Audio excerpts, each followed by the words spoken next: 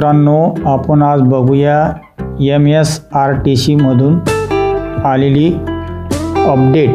तर आपण बघूया महाराष्ट्र राज्य मार्ग परिवहन महामंडळ MSRTC कडून मोठी भरती प्रक्रिया जाहीर झाली आहे। 17,450 कंत्राटी चालक आणि सहाय्यक पदासाठी संधी उघडली आहे।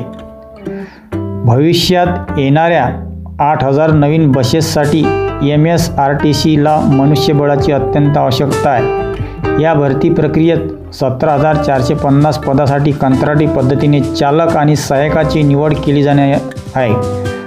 पदाची संख्या 17,450।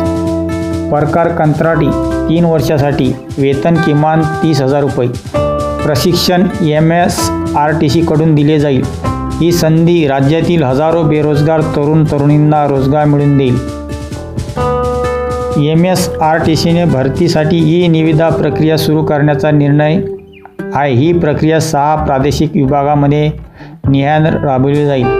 निविदा प्रक्रिया 2 ऑक्टोबर 2025 पासून सुरू होणार आहे। ही प्रक्रिया पूर्ण झाल्यावर नंतर मनुष्यबळ पुरवणाऱ्या संस्थांकडून आवश्यक चालक व सहाय्यक वेळेत उपलब्ध होतील।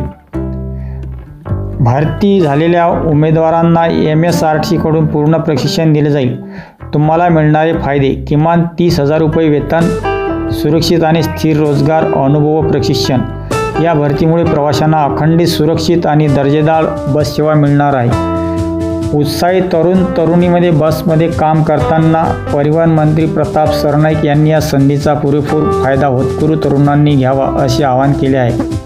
मित्रांनो, जर तुम्ही ST मध्ये कारकीर्द सुरू करण्याची संधी शोधत असाल तर तुमच्यासाठी सुवर्ण संधी आहे। वेळेत अर्ज करा, प्रशिक्षण घ्या आणि तुमचं भविष्य सुरक्षित करा।